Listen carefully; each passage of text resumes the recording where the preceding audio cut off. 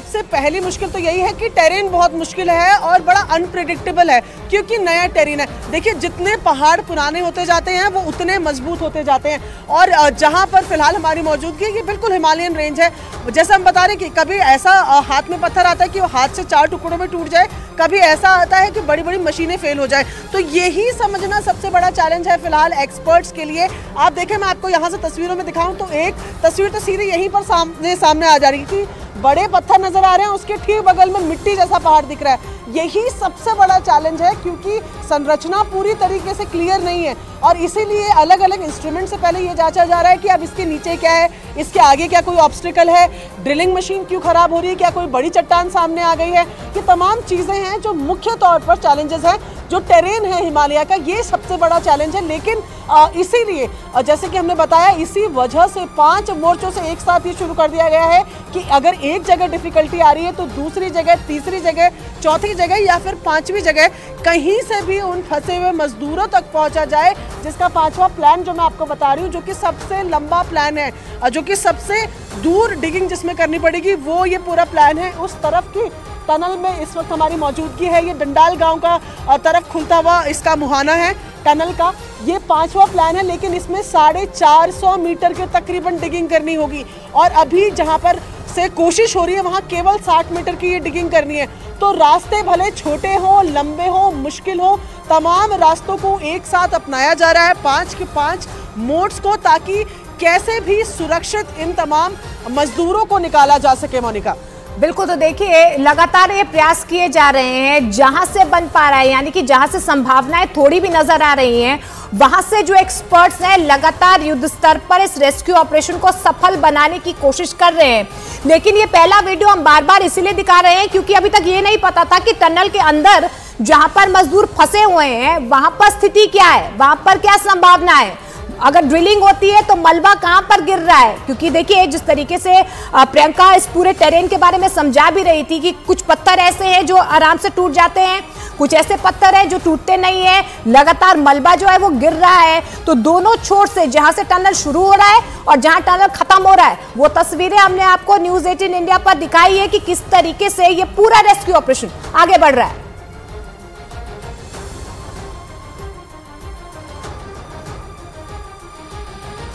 और इस वक्त सबसे बड़ी खबर हम अपने दर्शकों को ये बता दें कि जो मजदूर फंसे हुए हैं उनको रेस्क्यू करने के लिए युद्ध स्तर पे जो तैयारियां चल रही है उसकी सबसे पहले तस्वीर दिखाएंगे। तस्वीर इस वक्त में आपको दिखाएंगे। यहाँ देखिए तकरीबन हजारों की संख्या में तमाम टीमें, एक्सपर्ट्स टीमें जो है, जो सिर्फ भारत की नहीं है बल्कि विदेशों से भी टीमें बुलाई गई है, जो उन मजदूरों को अभी जिंदा रखने में, उनके सर्वाइवल के लिए कोशिश की जाए और फिर जो पाइप के सहारे वहां के पूरे लोकेशन, वहां के पूरे मूवमेंट को देखने की कोशिश की जा रही है। उसके बाद पता चल पाएगा कि और कितना लंबा यह ऑपरेशन चलेगा। 10वां दिन है आज और 10वें दिन की सबसे बड़ी राहत की खबर यह है कि राहत की खबर में हमें जो सबसे पहले तस्वीर दिखाई पड़ी है जिसमें मजदूर सुरक्षित नजर आ रहे हैं, यानी बीते 10 दिन का जो ऑपरेशन है, जो उनके सर्वाइवल के लिए कोशिशें की जा रही थी, वो सब कारगर साबित हुई है। और जो दूसरे देशों से भी मदद मांगी गई, दूसरे देशों की एक्सपर्ट टीमें, एक्सपर्ट इक्विपमेंट्स जो है वो जो यहाँ पहुंचे हुए हैं, उससे ये उम्मीद बन में है कि जल्द से जल्द ये सभी मजदूर जो है वो निकल जाएंगे। ये तमाम जो तस्वीरें हम आपको दिखा रहे हैं, आप देखिए चारों तरफ जितने ये लोग दिख रहे हैं आपको, सब किसी ना किसी रूप में इन्हीं मजदूरों को निकालने की कोशिश कर रहे हैं। यहाँ सेना का भी मूवमेंट है, सेना को भी इस ऑपरेशन में शामिल किया गया है कि सेना भी इस ऑपरेशन में पहुंचकर और मदद करे और उनकी सहायता इस लेवल से ली जा रही है, क्योंकि जब भी आपातकाल में हम फंसते हैं तो सेना का ख्याल आता है। मैं सीधे अपने सहयोगी प्रियंका का रुख करूंगी। प्रियंका, आप बीते 2 दिन से यहाँ पे हैं और यहाँ की स्थिति को और बेहतर तरीके से बता पाएंगी। क्या हमारे अगला 24 घंटे क्या कोई खुशी वाली खबर हम तक लेकर आएगा मजदूरों के लिहाज से? देखिए, साफ तौर पर कल से आज तक की अगर बात करें तो सबसे पहला अचीवमेंट जो इस पूरे ऑपरेशन में मिला है वो ये है कि लाइफलाइन पाइप जिसे कहा जा रहा है, 6 इंच का पाइप कल डला, उससे तो रसद का सामान तो पहुंचेगा ही, साथ में जो सबसे पहली तस्वीरें आई वो भी उस पाइप के जरिए ही आई। एक एंडोस्कोपी फ्लैक्सी कैम वहां पर लगाया गया और उससे जो तस्वीरें आई वो सबसे अहम और सबसे अहम जानकारी इस पूरे ऑपरेशन में वही है। लेकिन जो दूसरी बड़ी जानकारी वो है ये कि आज से वर्टिकल ड्रिलिंग का काम भी शुरू हो जाएगा। मशीनें आ चुकी हैं, पॉइंट्स पूरे फाइनल हो चुके हैं। ऐसे में आज से वर्टिकल ड्रिलिंग का काम भी शुरू हो जाएगा, यानी कि 5 मोर्चों में से तीसरा मोर्चा वो भी तैयार हो जाएगा। एक मैं ये तस्वीरें आपको दिखा रही हूँ डंडाल गांव की तरफ का जो टनल है, जहाँ से माइक्रो टनलिंग की जानी है और लोगों को निकालने के लिए रेस्क्यू ऑपरेशन करना है। ये दूसरा छोर है, एक छोर वो जो कि सिलक्यारा टनल की तरफ है, दूसरा डंडाल गांव की तरफ जो मैं तस्वीर दिखा रही हूँ। इसके अलावा वर्टिकल ड्रिलिंग आज से शुरू हो जाएगी। 88 मीटर की डिगिंग करनी है, होल करना है। वहां पर भी पहले एक लाइफलाइन पाइप और उसी के साथ साथ एक इवैक्यूएशन पाइप भी डाली जाएगी, जिससे कि लोगों को निकालने में सुविधा हो और जल्द से जल्द निकाला जा सके। तो बड़ी खबर फिलहाल यही, एक तो मजदूरों के साथ सीधा संपर्क साबित हो वो बैठ गया है, क्योंकि वो आप विजुअली भी एक दूसरे को देख सकते हैं, और दूसरा ये कि वर्टिकल ड्रिलिंग भी आज से शुरू हो जाएगी। ठीक है, मैं प्रियंका आपके पास लौटती हूँ, लेकिन मैं अपने दर्शकों की सहूलियत के लिए करके मैं फिर से तस्वीरें दिखाऊंगी। तस्वीरों पे फोकस करना इसलिए जरूरी है क्योंकि जो दर्शक इस वक्त इस खबर को बारीकी से समझना चाहते हैं, वो जानना चाहते हैं कि मजदूरों की स्थिति क्या है, या जो हमारे तमाम स्पोर्ट्स टीमें हैं वो क्या कर रहे हैं इस वक्त। तो मैं वो टनल की तस्वीर सबसे पहले दिखाती हूँ। दरअसल ये जो पूरा एरिया है वो 4 धाम में से ही आता है, और 4 धाम के यात्रा के दौरान कभी कोई रुकावट ना हो, कहीं कोई परेशानी ना हो, इसके लिए इस टनल का निर्माण हो रहा था कि ऑल वेदर में इसका उपयोग हो सके। लेकिन इसी बीच एक आपात स्थिति, जो कि पहाड़ों के लिहाज से बहुत सामान्य सी बात है, यानी पहाड़ों में जब भी मूवमेंट होता है तो ऐसी छोटी मोटी घटनाएं हो जाती हैं, लेकिन ये बहुत बड़ी घटना इसलिए क्योंकि बीते 10 दिन से मजदूर अंदर फंसे हुए हैं और वहां तक पहुंचना, उनको सुरक्षित बाहर निकालना सबसे बड़ी चुनौती बनी हुई है। ये जो अलग अलग एंगल से तमाम मूवमेंट्स के साथ मैं जो तस्वीरें आप दर्शकों तक पहुंचा रही हूँ, उसको पहुंचाने का मकसद बिल्कुल साफ है कि आप देखिए कि हमारी जो लोकल पुलिस है, जो सेना के जवान है, जो ऐसी आपात स्थिति में फंसे हुए लोग होते हैं उनको सुरक्षित निकालने के लिए जो दुनिया भर की एक्सपर्ट टीमें हैं, उनसे राय मशवरा करके कैसे इनको बाहर निकालने की कोशिश की जा रही है। और मैं एक बार फिर से अपनी सहयोगी प्रियंका का रुख करूंगी। प्रियंका, आज के दिन क्या क्या होना है और आज का दिन किस तरीके से क्रूशियल है, वो जरा हमारे दर्शकों को बताइए, क्योंकि ये जानना बहुत जरूरी है कि 40 मजदूरों की तस्वीर देखकर ये सुकून तो हमें मिला कि वो सुरक्षित है, उनका खाना पानी या ड्राई फ्रूट या जो भी चीजें पहुंच रही थी उसका असर दिख रहा है, और वो भी बहुत समझदारी से काम ले रहे हैं, यानी अंदर पैनिक सिचुएशन नहीं है। कम से कम ये तो बातें हो गई है, लेकिन अगला क्या कदम है आज के दिन के लिहाज से?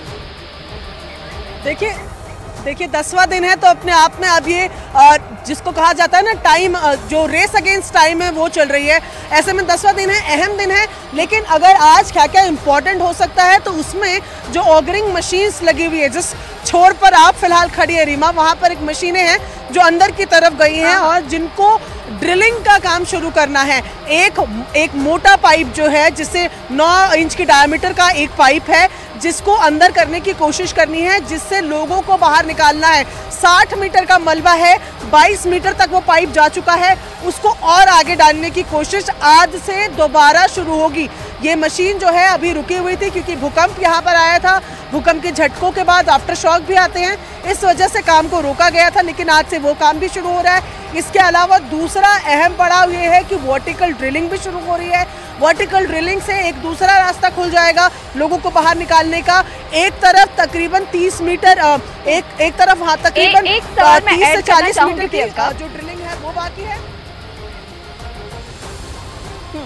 एक सवाल मुझे आपसे ये जानना था, आज सुबह सुबह ये खबर आई कि वाईफाई कनेक्ट किया जा रहा है, अंदर मोबाइल फोन भेजे जा रहे हैं जिससे संपर्क साधा जा सके, यानी उन मजदूरों से भी पूछा जा सके, उन श्रमिकों से भी पूछा जा सके कि वहां से क्या कुछ हो सकता है, क्योंकि ऐसा नहीं है कि वो सामान्य मजदूर है, वो अगर इस सुरंग के निर्माण में लगे हुए हैं तो उनको भी इस एरिया के बारे में बहुत बेहतर तरीके से पता है। तो ये वाईफाई और मोबाइल को लेकर ये कहाँ तक मामला पहुंचा है?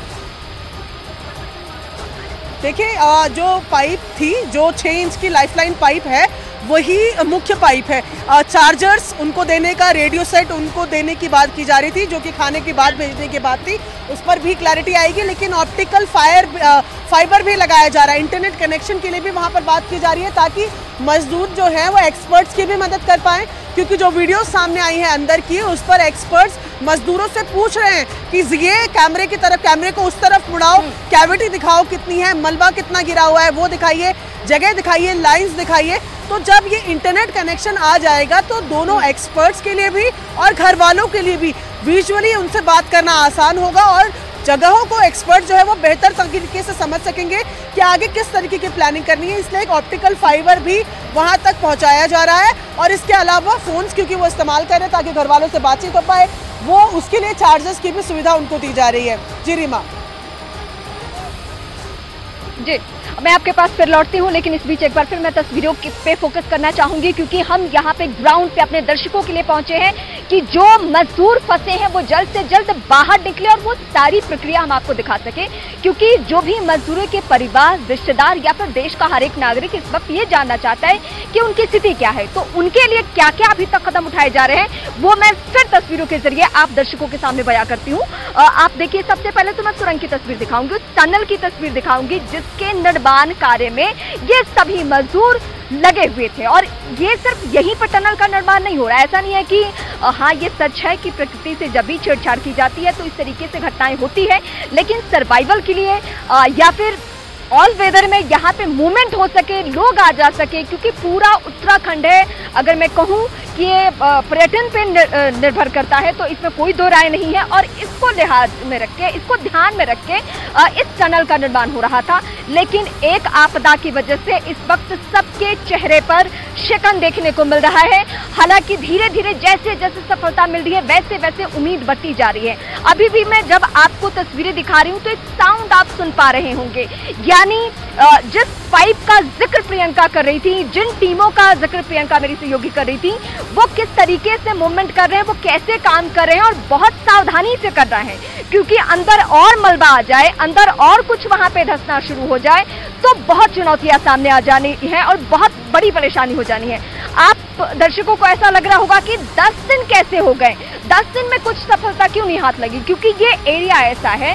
ये आप देखिए एक पहाड़ नुमा पूरा, और इसके बीच से हम टनल निर्माण कर रहे हैं, तो चुनौतियों का सामना तो करना पड़ेगा ही, क्योंकि ये इलाका उस तरीके